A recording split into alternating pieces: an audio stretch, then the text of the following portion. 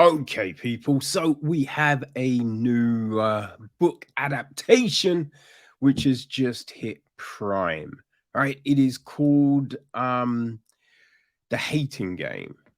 Right, it's called The Hating Game, and it's a new film from Peter Hutchings.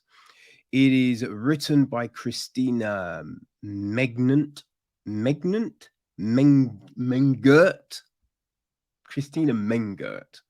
Right, and yeah, it's an adaptation of a book by the same name from Sally Thorne.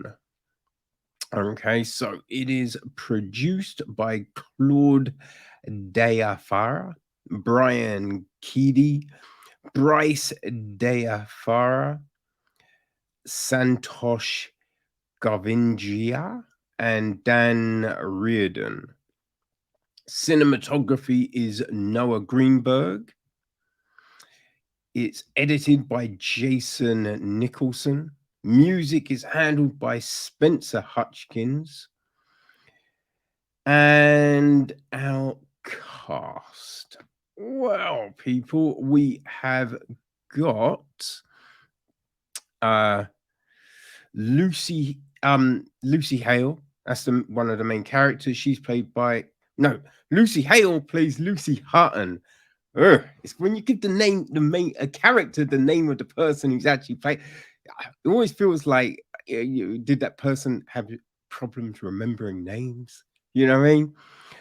And Joshua Templeton is played by Austin Stowell. We have Danny, he's played by Damon Donuno.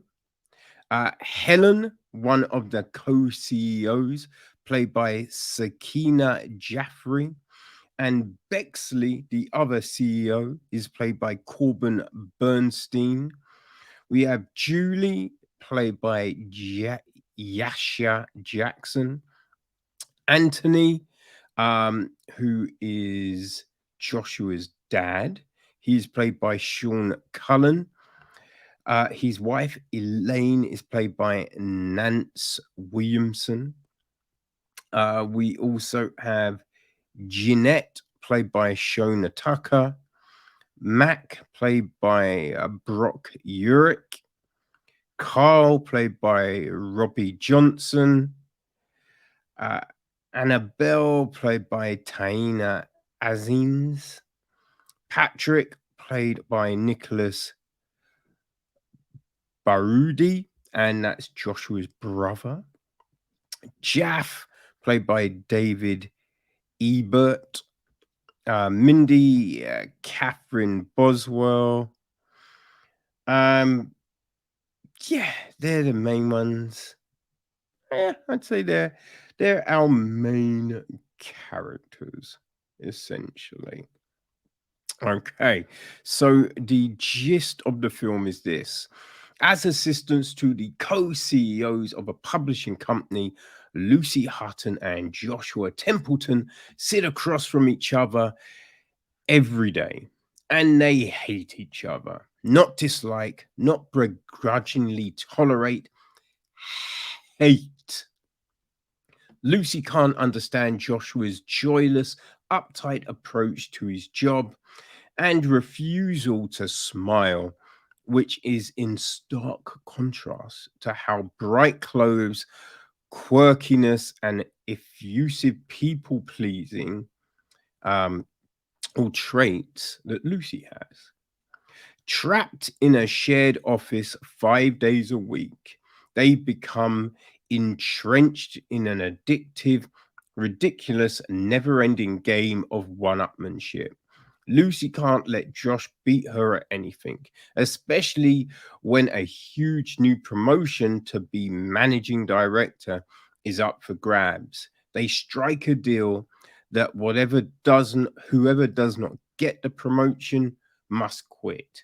It's game on. But as tensions reach boiling point and an innocent elevator ride turns into a steamy kiss, Lucy begins to realize just how fine a line there is between a love and hate. So yes, there you go, people. Now, um, hey, yeah, this isn't made for me.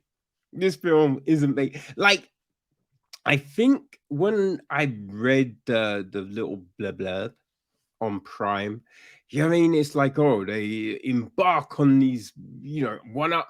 I thought it was gonna be a bit more, I don't know, like playful, ridiculous, like fun. But it's not quite like. Also, it's kind of ironic, really, when you look at the film and what it's saying, right? So as we open up with, Lucy narrating, right? And it's just like, oh, sometimes you hate someone and they drive you insane and blah, blah, blah. And then at the end, like, yeah, again, we have her narrating. And there's a thing that she says at the end, right? It's like, you know, sometimes you might hate someone, but when you're on the same team, you know what I mean, you always support them and blah, blah, blah, blah, blah. And it's you just be like, we saw none of that in this film. Like, what the fuck are you talking about? Right? It's like they say the words, but then the actions do not demonstrate those words at all. It's a little insane. It's a little insane. All right. So yeah, these two people hate each other. It's always amusing as well when you see these office layouts in films. There's a lot of times you'd be like, there's no way an office is getting laid out like that's insane. Why would you put an office like that? Huh? What the fuck is going on here? You know? And when you look at the way people act at times, it's just like, yo, your ass is fired. You would be fired if you were doing this shit on the reg. It's insane. It really is insane. I do find it crazy too. Like Sally, Thorne, she wrote this story. And then Christina Mengert, did the screenplay. And you kind of think, all right, if someone writes a goofy story, I apologize. Listen, I'm saying it's goofy because it is goofy for me. You might enjoy it. That's all golden, man. That's all golden. Enjoy what you want. What I'm saying is, though, when you're talking about things and you're laying it on, like, oh, this poor girl and she's blah, blah, blah, you think someone else might look at it and go, actually, what are we saying here? Come on, let's change that, because that's really giving a weird perception. But they never do. It's a little baffling, right? Because we have this girl going, oh, I'm struggling to find dates, right? And they're always, attractive. Like, even if you don't find them attractive, yeah, I think you can, you know what people will think of someone, right? You can look at people and go, objectively speaking, yeah, most people will probably find you attractive. Boom. And they always have those people up in these films, and they always have them like, I can't find dates. Oh no, what's going on? And listen, I get there's definitely times, attractive people, they might be single, right? That's fair. But there's usually a reason, right? It's not that people don't ask them out, it's because they're holding out for something.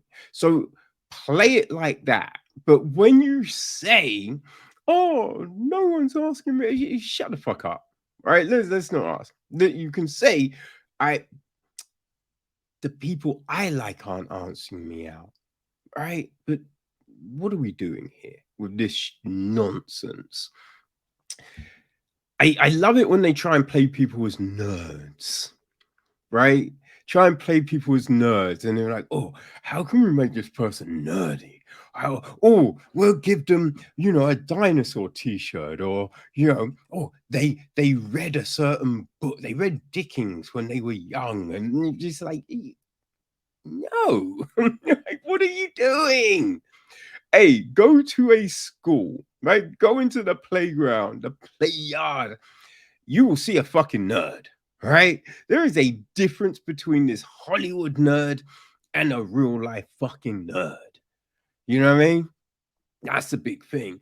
But they give her this thing, right? She collects Smurfs. I don't know why the fuck that's in the film, because it really has no relevance to the story. Has nothing, right? It doesn't, you know, give you anything on her character. It does nothing. Nothing.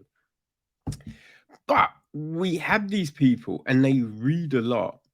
Read a lot, right? That means you understand stories. You understand stories.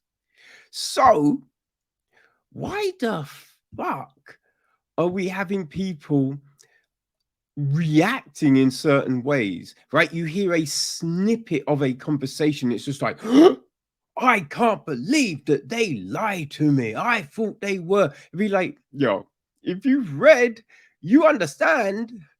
Usually there was more to that conversation that you heard a snippet of.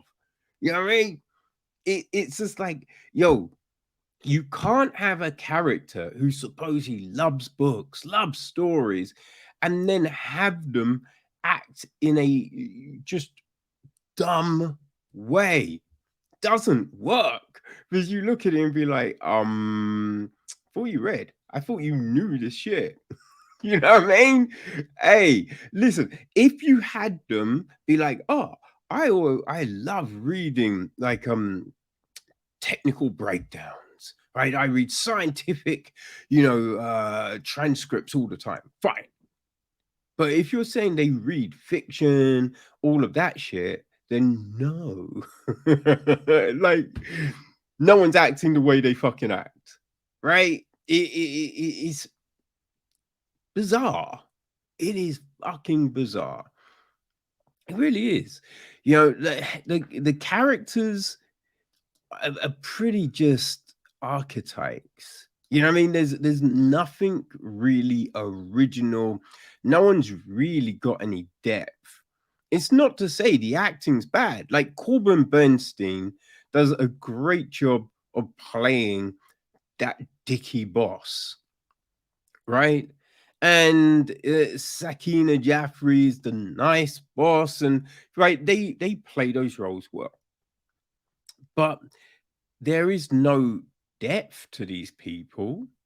Lucy, Joshua, Danny, they're the characters that you'd imagine they were. Right? What you see at the beginning is who the fuck they are. There's nothing different. They do a weird thing of having the Lucy character sometimes swear, and you just don't buy it, right? Because the way she acts all the other times, and then she'd be like, and I don't give a fuck. And you'd be like, nah, yo, kid, you ain't saying that shit. You know what I mean? You ain't saying that shit. What the fuck? What are we doing? You know what I mean?